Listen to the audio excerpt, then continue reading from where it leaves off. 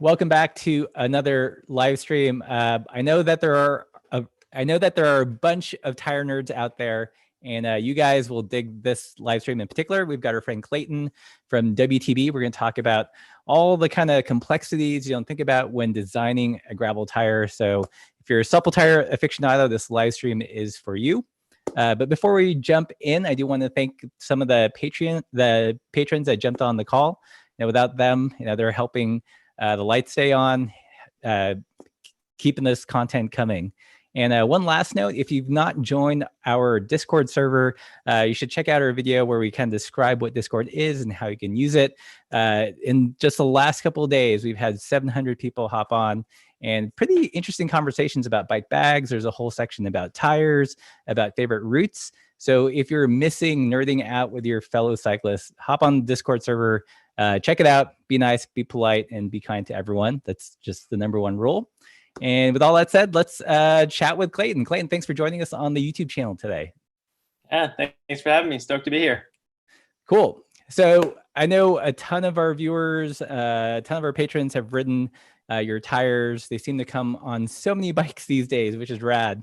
I'm a huge fan of 650B tires. That's kind of been the focus of our channel. At what point what was the tipping point for WTB to start creating 650B tires? Yeah, great question. So back in 2015, we had launched the first mountain plus size tire, which was the Trailblazer. It was a 27.5 by 2.8 mountain bike tire that could be fit into a 29-inch frame. And the idea was, we wanted to have more volume, more traction.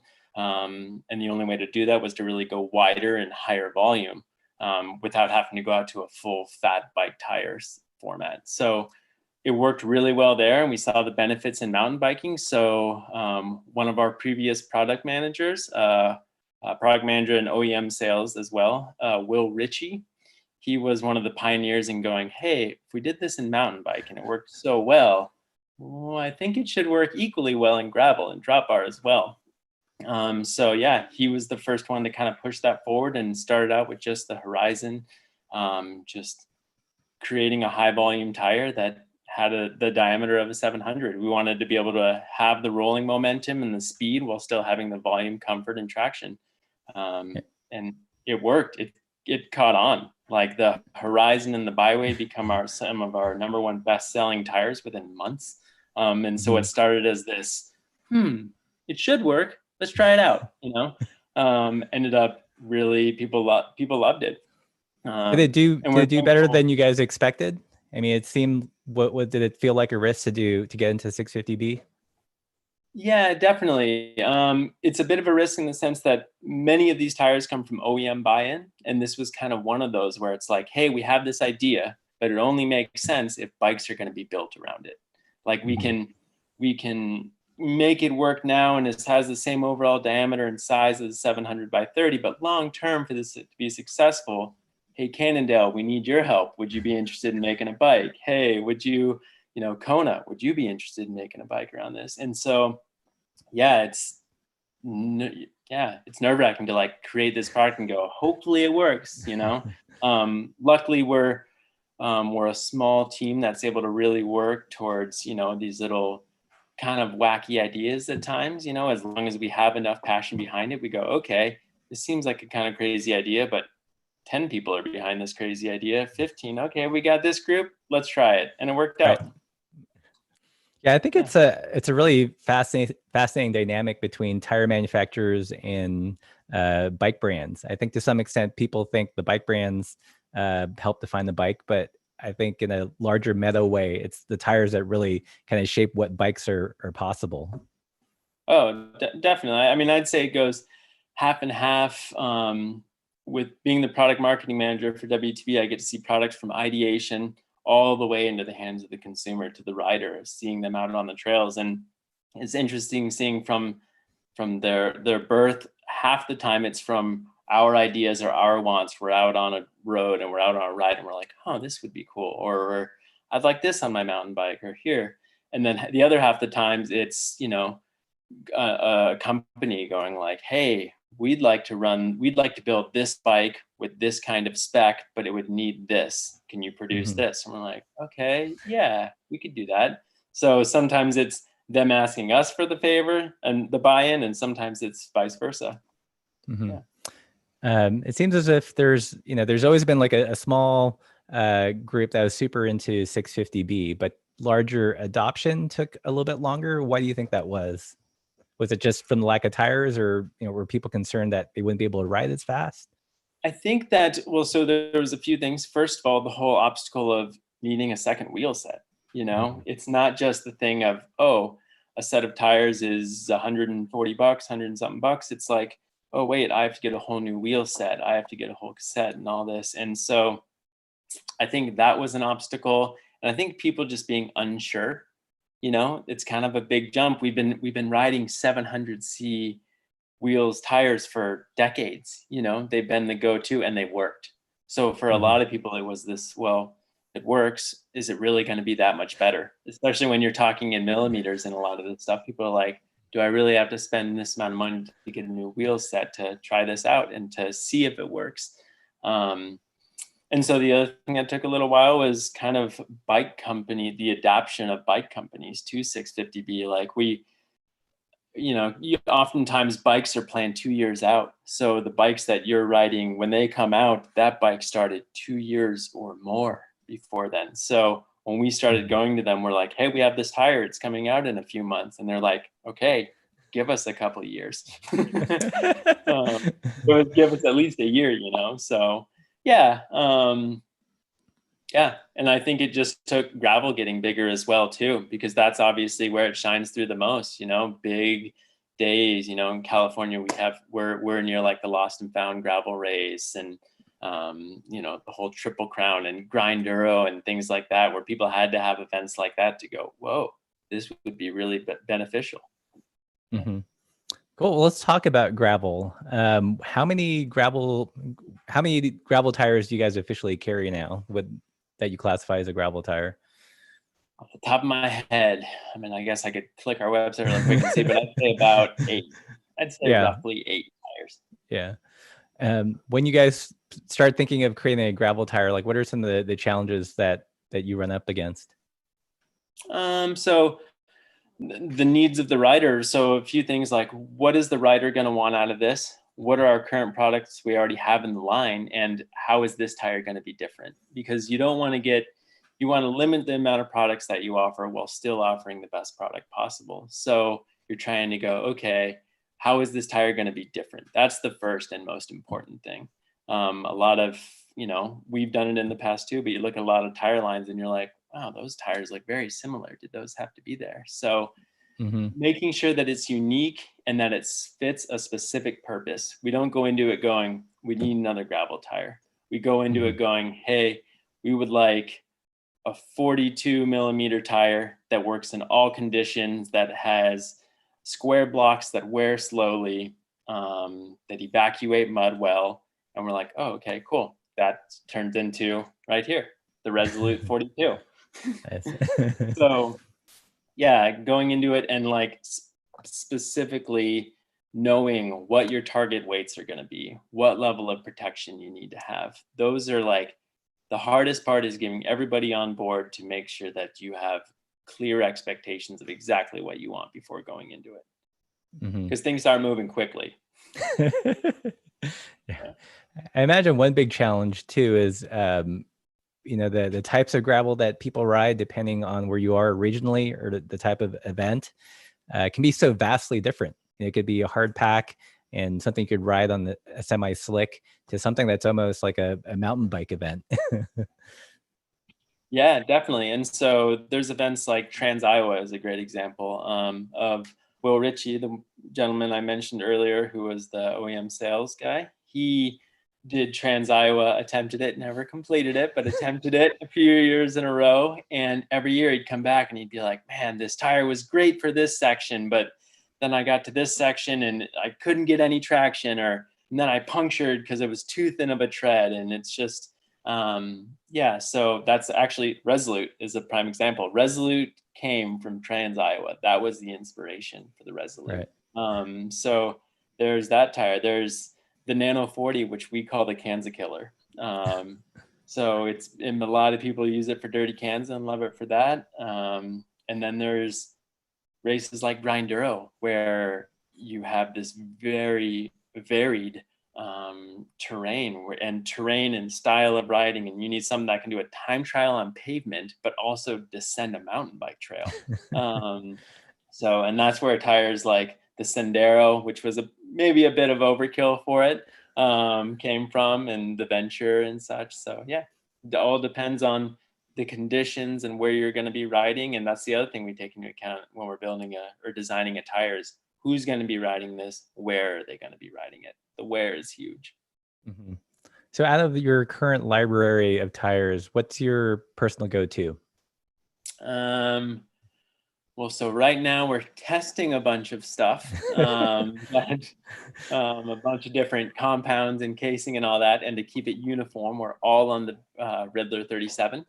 Mm-hmm. So right now I'm on the Riddler 37, but normally that is more narrow than I would choose.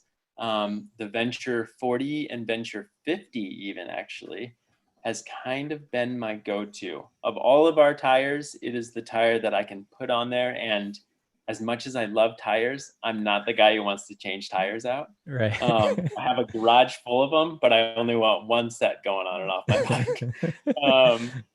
And so the Venture does that really well, especially the 50. I live right next to Galbraith mountain bike trails here in Bellingham. So even if I am going out on a gravel ride, the first 1,500 feet to 2,000 feet of climbing are on mountain bike trails. And so the volume of the 50 is perfect for what I do. Yes, I do notice it when my buddies are pulling away from me on paved roads and such, but whatever, worth it to me. Yeah. I find it fascinating, like how wide tires have gotten. I still remember when Pan Racer came out with a Gravel King, it was 28 and 30 millimeter. And slowly kind of our expectations for a gravel tire have gotten wider and wider. At what point do you think is too wide for gravel and kind of ventures into mountain bike? Well, yeah, I mean, that's the discussion many people have been talking about lately. How are we going full circle? Like, are we just going back to riding mountain bikes? And yeah, at some point, I think you need to call it a mountain bike tire. And I think that's more than just width, though. I think that's also just tread. I look at the Sendero, which is a gravel tire, Road Plus, but I look at it, I'm like, wow, that's a mountain bike tire. So yeah, in the sense, I think it's a combo of both. I think that if the Venture 50 had a tread like the Sendero, I don't think we could call it a gravel tire. No way. But due to the fact that it has a faster rolling tread and, a consistent center line, I think that's also a big thing, is that on gravel tires, we normally prioritize efficiency. So the uninterrupted center line is more of something that defines a gravel tire to me than width. But I'd say I hope we're calling it at 50. Let's do that. Let's do that. This may not be the official statement of WTB, but let's call it at 50, and everything after that's a mountain bike tire.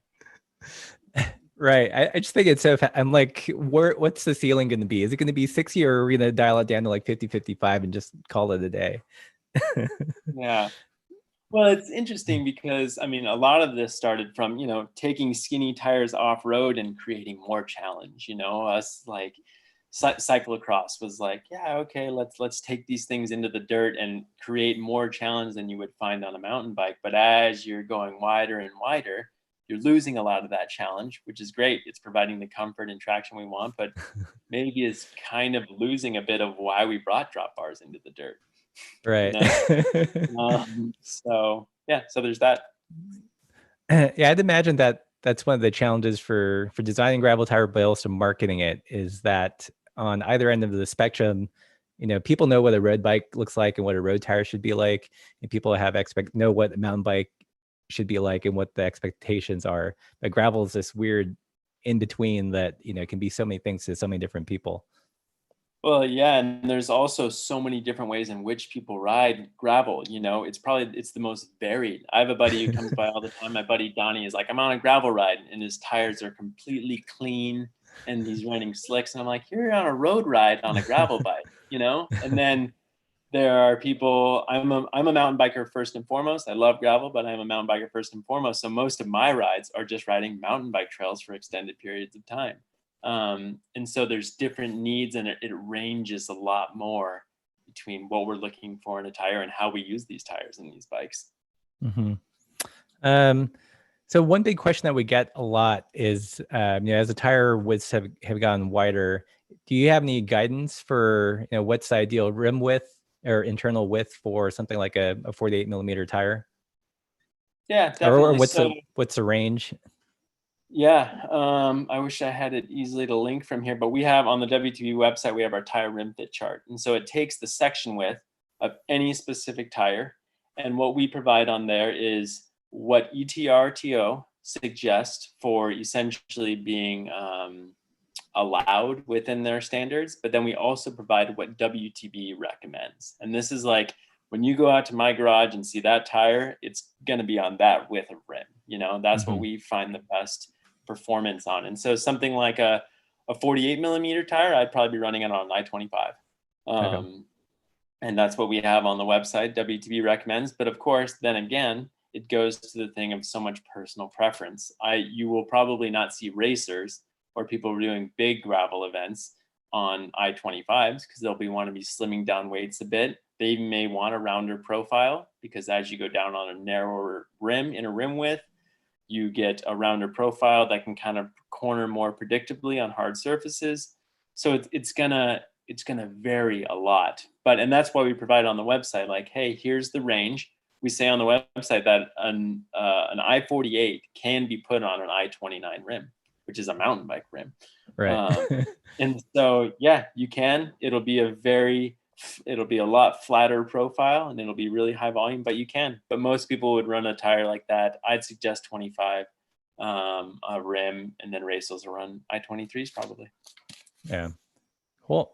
What do you think is the next gravel tire trend? Ooh. Do you have, we chatted with the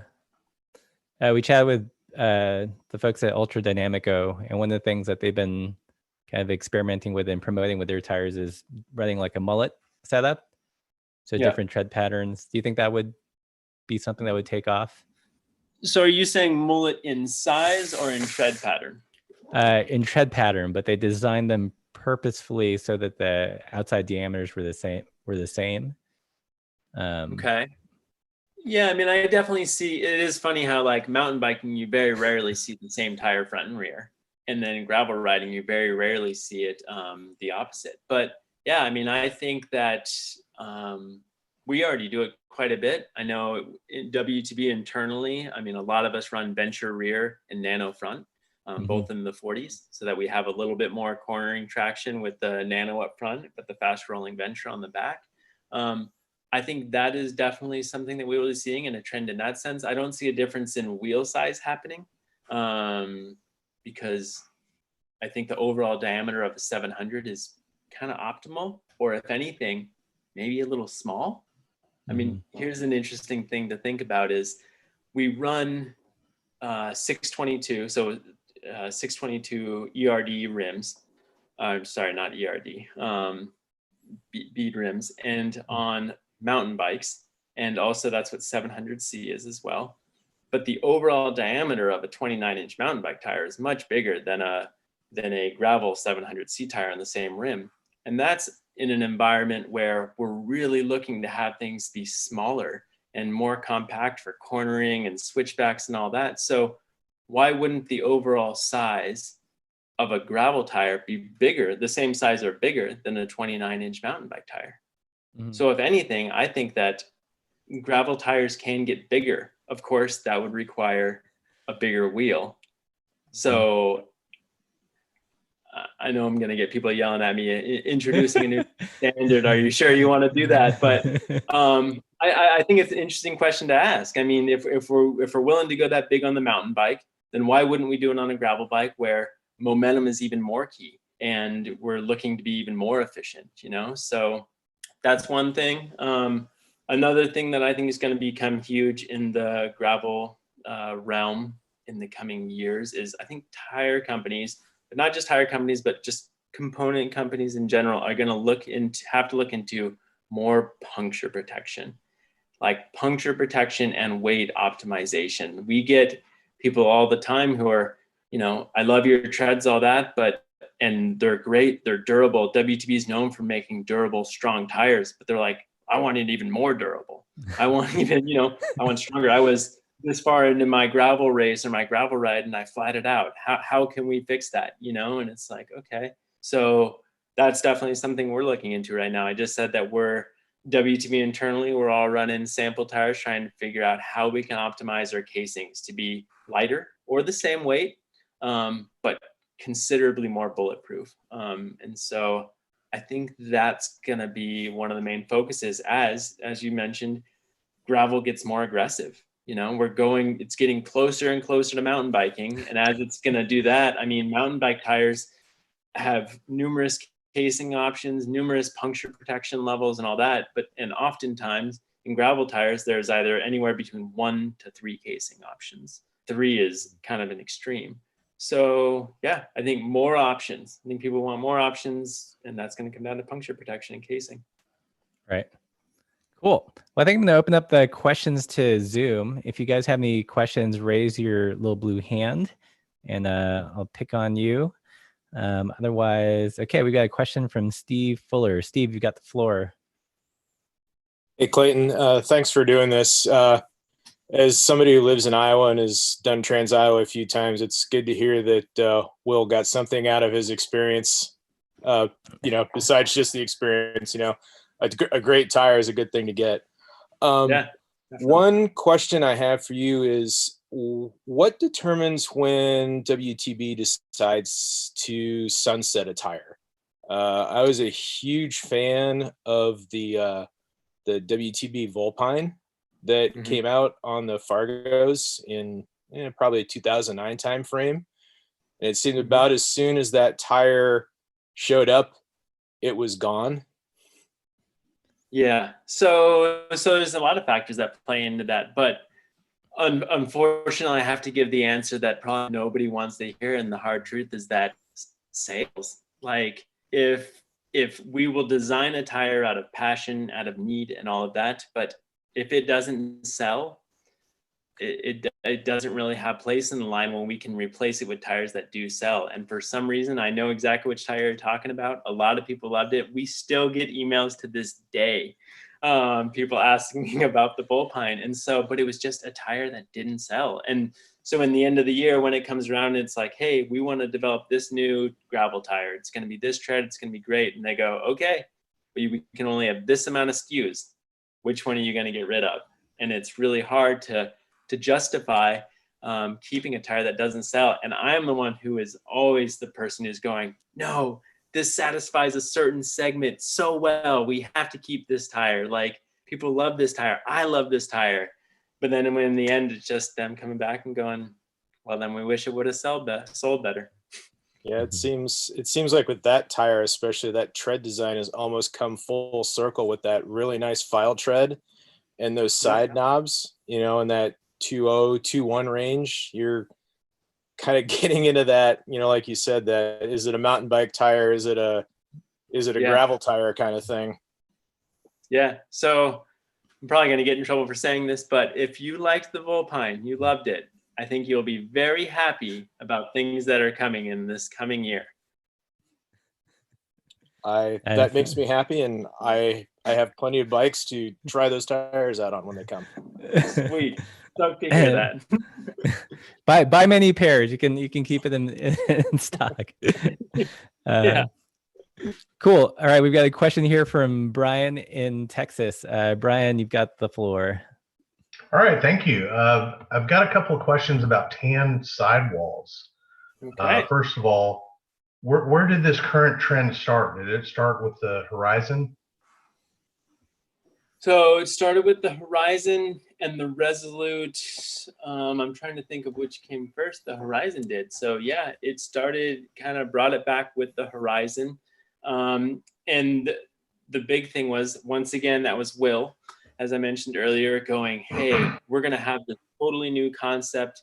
We need to differentiate it from the pack. It can't just be a new size. A new size from 100 feet away just looks like another tire. You know, we need to differentiate it, and it worked. You know, you go and you saw, you know, there are a lot of tan wall tires out there now, but you would go to a gravel event or show up at a ride and you could see that tire from 100 feet away and go, Right. oh, that's a 650B Road Plus tire. Right.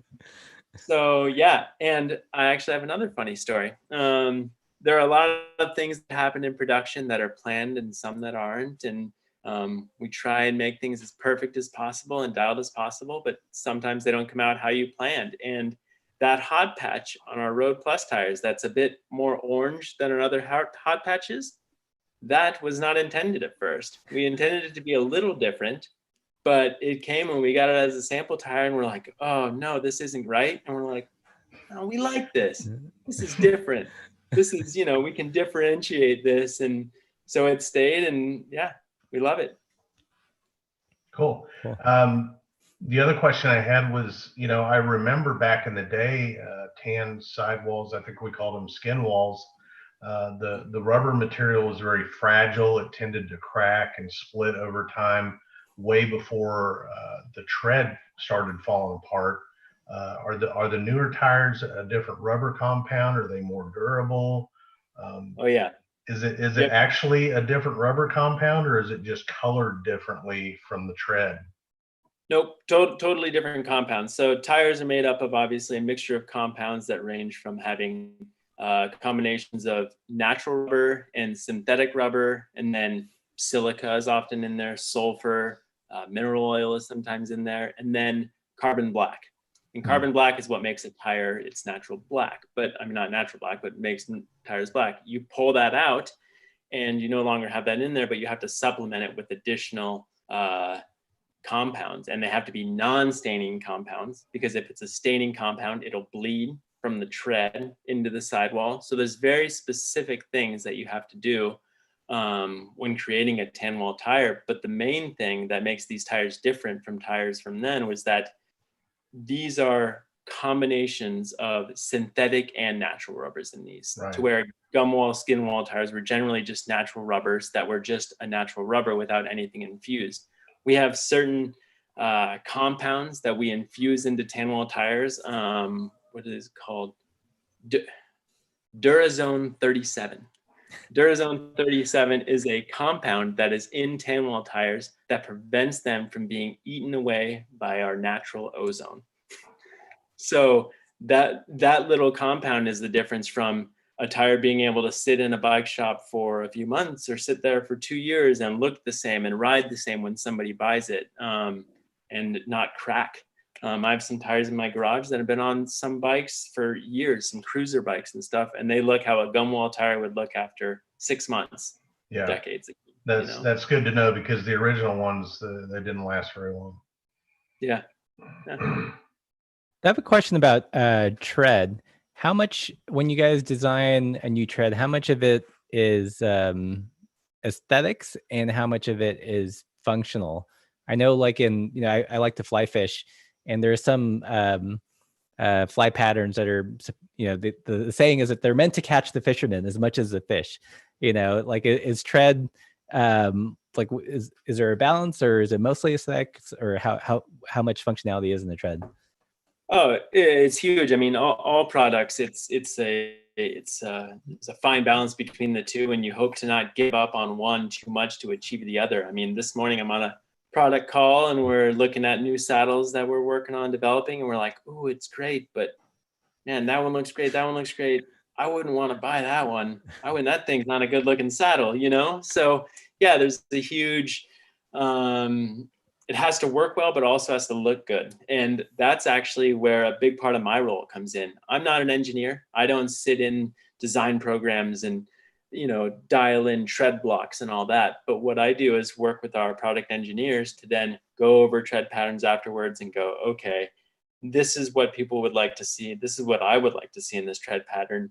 This doesn't look appealing. This looks, you know, a lot of my feedback is sometimes those look like dinosaur scales, like WTB tires from a decade or two ago. You know, I'm like, people don't want that now.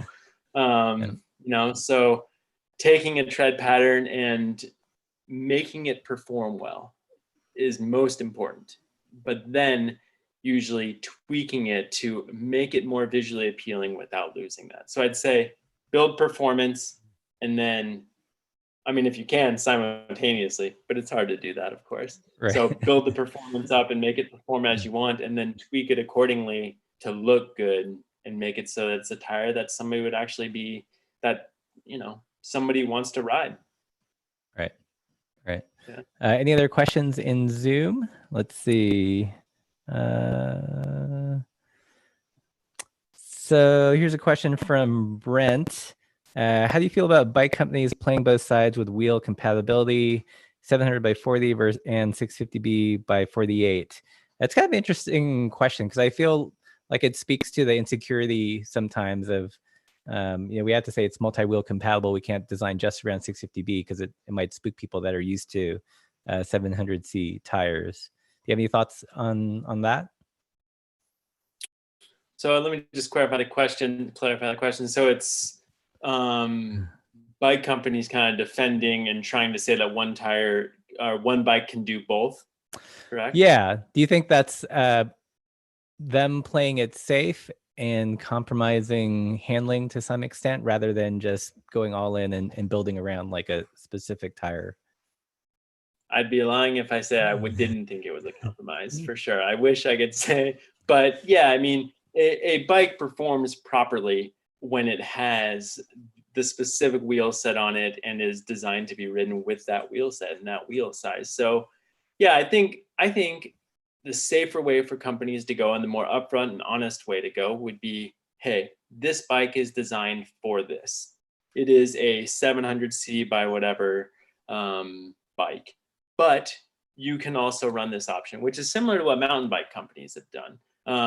You go take a Rocky Mountain Slayer, for example. That is a 29-inch mountain bike, but they say on there, or wait, sorry, 27, this is when they were saying 26 plus compatible. But so at the time I'm thinking of, it was, this is a 27.5 bike. It'll run 27.5 by 2.5, but you can run a 26 by 2.8 in here if you would like. So I think that maybe the better way to go about it would be to do that, which is kind of how companies like Kona's have done it. Kona has done it. Kona has certain bikes that are like, hey, this is a 650B bike. It can ride a 700, but it's a 650B bike. And I think that would be the better way to go about it. Yeah, cool. So Stephen Phillips asks, which WTB tire for fast roll on pavement, gravel on the I-40 rim, supple wall, etc.? On an I-40 rim?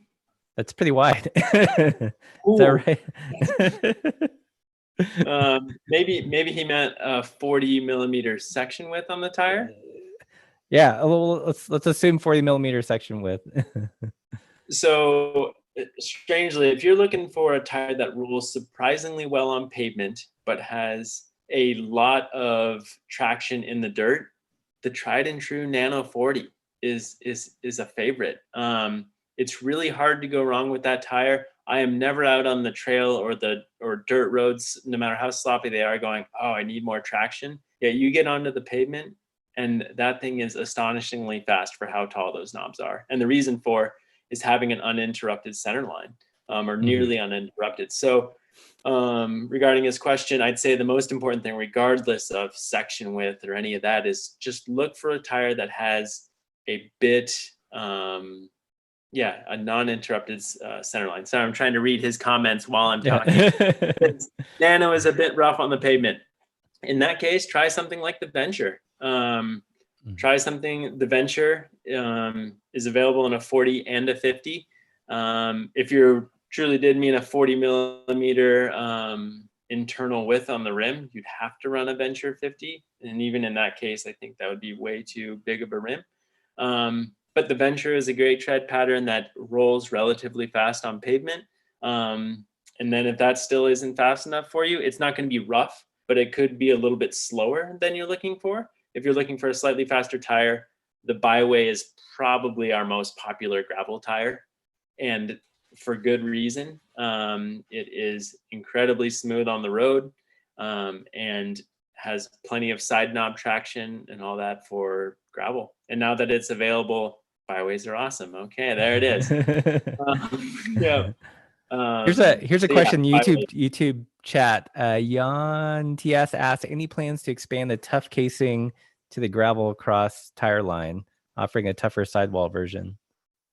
Yeah, definitely. So I wouldn't say more specifically to tough, and I wouldn't, but as I mentioned earlier in the call, we are working on gravel puncture protection, different levels of puncture protection, different combos of casing. And when we're designing tires, we can, there are multiple options. So there's casing, which is essentially a nylon fabric that is then wrapped around a bead and wrapped over and kind of like this, meshed to hold air in and all that. But in that, we can run nylon inserts in there, and we can run nylon inserts that are just at the bead. We can do a nylon insert that is up the sidewall a little bit. We can do a nylon insert that wraps the entire tread, and we can do multiple combinations of all of those. And diving into this further, we can do different thicknesses of those nylons, and different thicknesses of nylons will allow us to do different thicknesses of casings.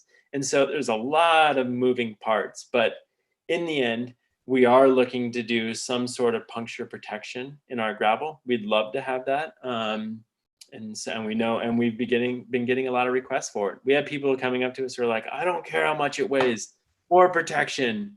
We're like, did you flat? They're like, yeah, one time 3-4 months ago. And we're like, you flatted once? They're like, yeah, but I don't want to flat ever again. Like, okay. Nice. Yeah, there are some people that are just going to be, super flat prone, and aren't happy unless they never get a flat. I always like to say, with great suppleness comes great risks. You can't have both. You can't have like a super supple casing and not expect to, have a flat on occasion, or just roll over things without kind of dancing around obstacles. And another factor too in there is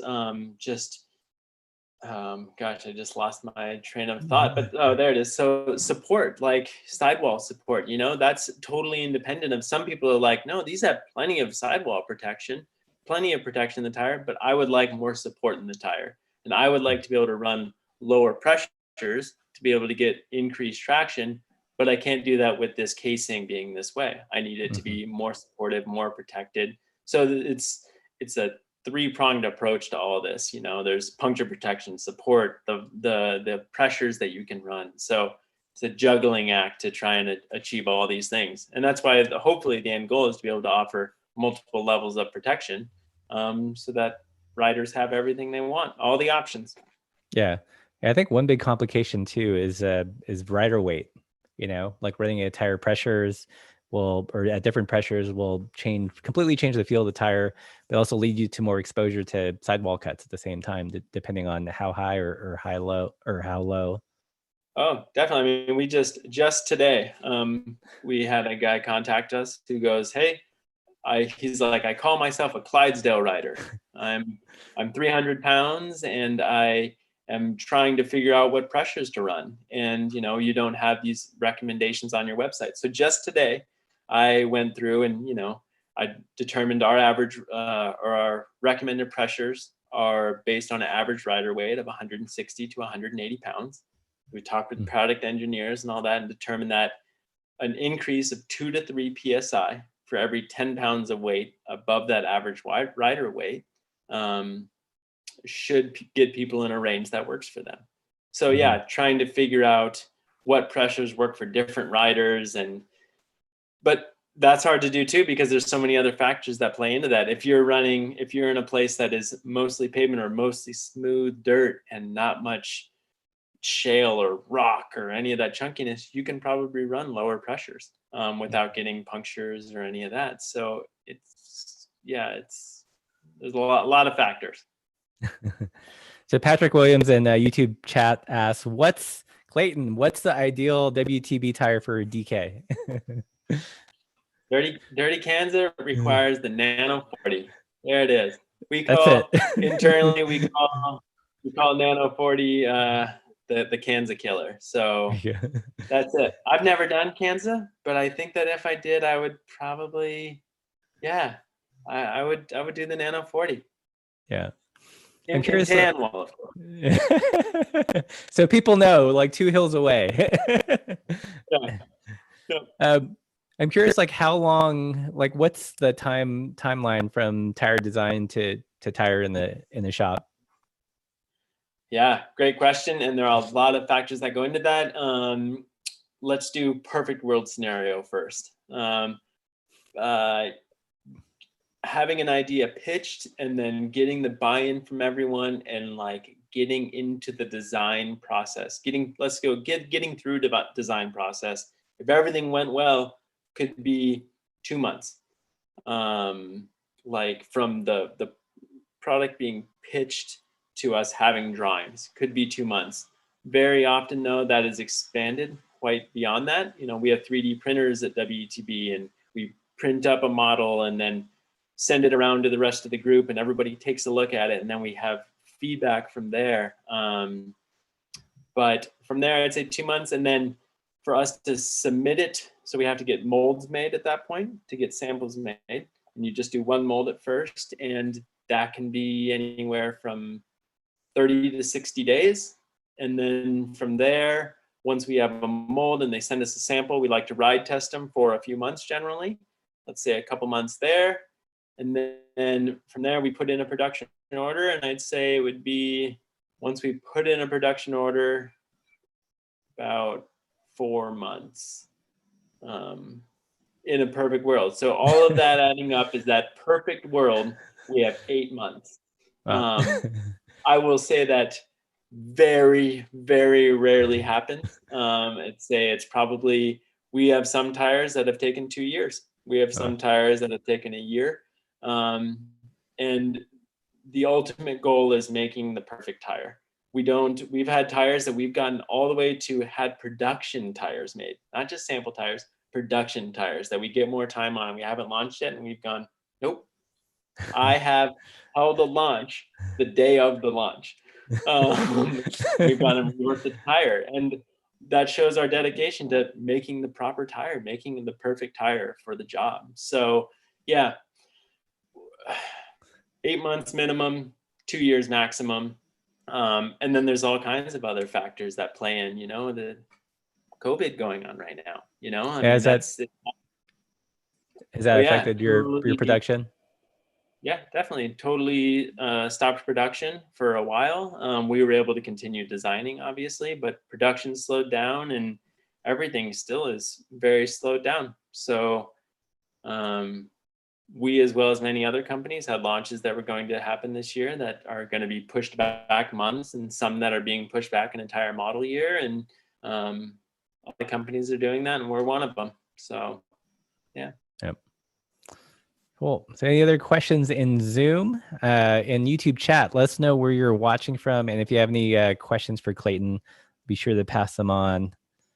So, I'm curious for, let's say you're just a regular consumer, you're going into a bike shop and they've got a wall of tires.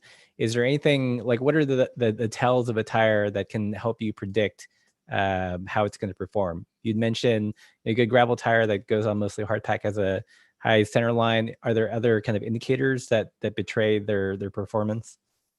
Yeah, definitely. So I think profile is a big one that is often overlooked, which I know is hard to see when you're at the bike shop looking at it. But a tread arc of a tire, when it's designed, determines if it's a rounded tire or if it's more flat. You know, you look at our newest tire, the Radler, and it's a fairly flat tire profile compared to something like the Venture or Resolute is a perfect example that are more rounded. And so more rounded tires are going to corner better on hard pack surfaces, give more predictable cornering, whereas tires like the Radler that have a flatter profile are going to give you more bite when you're leaned over in softer terrain, but they're not going to be as predictable. And if you lean really far, you could fall off the edge of the tread. Right. So there's that too. Yeah. So I'd say that's a big thing to look for. Also, people need to note like what weather they're riding in. If you're riding in wet terrain, something like Sorry, everyone, this lighting is horrible. It happened during the con. I can't change it. This is the Resolute, which has a lot of open spaces in the tread. If you're riding in an area with wet terrain, look for something that is open tread that'll be able to shed muck really easily, compared to this Venture has really tight ridges in here. Those will pack up with mud. And so if you're in a drier climate, this will work great. If you're in a wetter climate, go for something like the Resolute. And the other thing is that we do try and call out on the packaging. We have conditions right here. So we would suggest that people take a look at those and actually, try and tie that into the conditions that they'll be riding. When a few years ago, it seemed that every tire was perfect for everything. Every company marketed, this is the all-weather tire, this is our all-weather tire, and this is an all-weather tire. And we've really tried to narrow that down. So, each tire has 3 to 4 different conditions max that we suggest. Like, hey, this is a dry, loose tire. This is a wet conditions tire, just to help people narrow down exactly what they're looking for. We don't want to put every condition on there so somebody buys a tire. We want to minimize the conditions so that somebody gets a tire and is stoked with it. Right. So, yeah, that's what I would suggest. Sweet. So we've got Andy here from Los Angeles, Mark Thompson from Auckland, New Zealand, No Breaks 23 from Southern California, another Kiwi, Joe Umbrell from Philadelphia, Mark Noyes, another Kiwi. Lots of people from New Zealand in the chat tonight, which is pretty cool. Yes. Columbia, Missouri. Let's see. Someone asked, what gravel bike do you ride? Do you have, I know you said you're mostly into mountain biking. Do you own a gravel bike? And if so, what is it? Oh yeah, definitely. I love gravel. I own a Marin Four Corners Elite. Okay. Yeah. And I love it. It's kind of like my steel utilitor bike. I love it. It puts in a lot of really big rides. I will say that my interest in gravel is mainly what a lot of my friends around here are calling big gravel.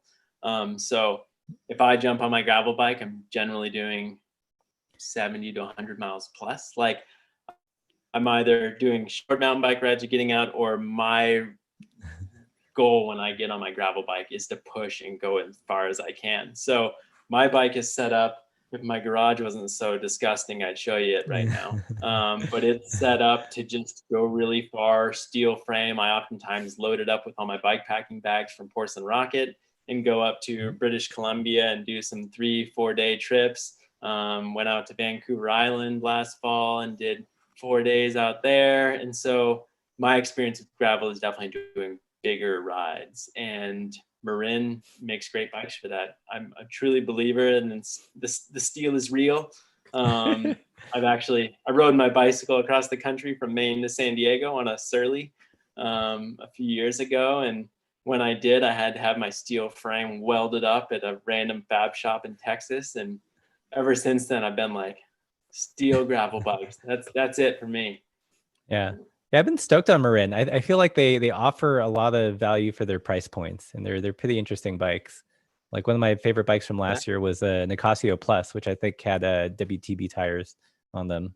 Nice. Yep. I'm interested in the new Headlands. That looks like a beautiful bike. Yeah. The Marin Headlands. So yeah. Cool. So we've got who else? Archer Sully from Boulder, Colorado, Paul from South Korea, William LeBron from Michigan, Andrew Nordell from Western Massachusetts, West Texas in the house. We've got someone from Arley, Montana, which is not too far away. This is pretty wild. We got a good nice crew in the YouTube chat. In the Zoom room, do you guys have any other questions for Clayton? You can raise your blue hand. Okay, another one from Steve. Steve, you got the floor. Oops. Now you do. Unmuted. There we go. I noticed WTB is pretty conspicuously absent from the fat bike tire market. Is that a matter of like too many cooks in the pot already, or is it just not an area where you think you guys can supply, expertise and the things that you feel like you want to do as a company? No, it's solely the original thing you said. There's already just enough people doing it, and there are enough companies doing it and doing a really good job, in our opinion, that we don't really see a need to go into it. We're not a small company, but we're not a big Maxis or Schwalbe or something like that. So we need to pick and choose what we go into, and yeah, we've considered it. We brought it up in numerous product meetings over the years, but each time it just comes down to, well, what are we going to offer that they aren't offering? And every time it's like, well, I don't know. They kind of none of us are fat bikers. None of us live really in climates that require it. So maybe that has to do with it. We're just not exposed to what is missing in that market. If you have ideas if you have tires that you're like, man, why hasn't anybody made this? I'd love to hear it. But yeah, until then, we'll probably stick to gravel, mountain bike, and adventure road. Cool. Sweet. Let's see. There's a fun comment here from Jimona07. Just bought Rattlers today and mounting currently from Central Iowa. Nice. Awesome. Let's see. Australia, Samuel Baker, Elkin Lau from London, Richard Hill, Bellingham, Washington, neighbor. Nice. Bill O'Neill from Philly, someone from Dublin, California, Bike Man, Petaluma, California, Jared Dorscher, Puerto Rico, Germany, Pittsburgh. Nice. Bike Man here says, love the 650B by 42 Resolutes. Awesome. Nice. Any other questions in the Zoom room? Just raise your hand. I saw Brian, do you still have a question you want to ask, or? Okay, well, yeah. Brian, go.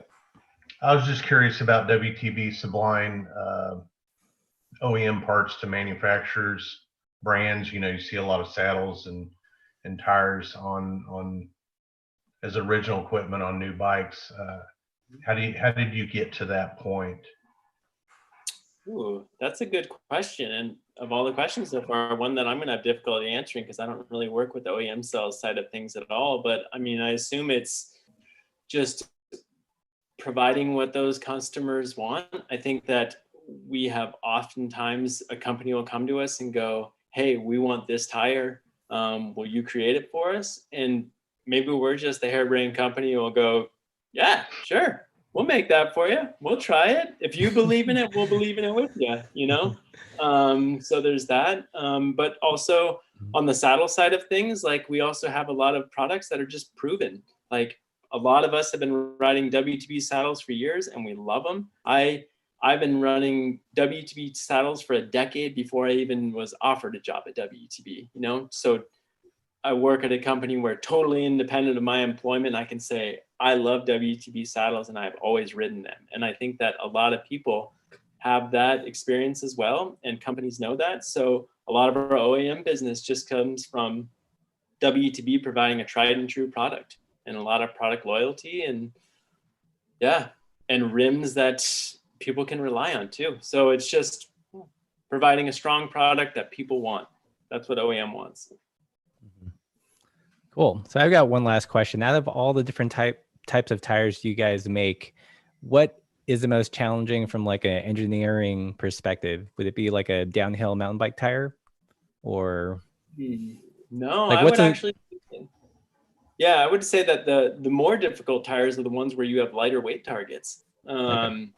So a bigger tire, it's like you talk about our Verdict or our Judge mountain bike tires. It's like, man, these are downhill tire mud spikes designed to, you know, people don't really have weight concerns. They just want them burly. Burly is an easy thing to attain.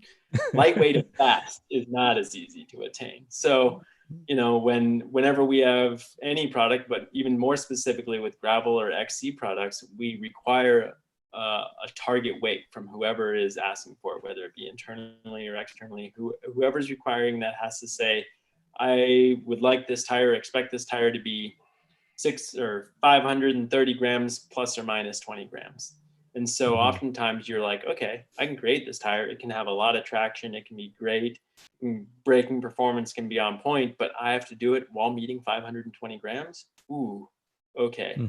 So that I would say is the hardest thing to do, because you start getting into issues of puncture protection, obviously, but then the other things that people often don't think about are air retention. You know, you want to make your sidewalls thinner so that they're lighter, but you need them to be protected, but you also need them to be able to hold air over time.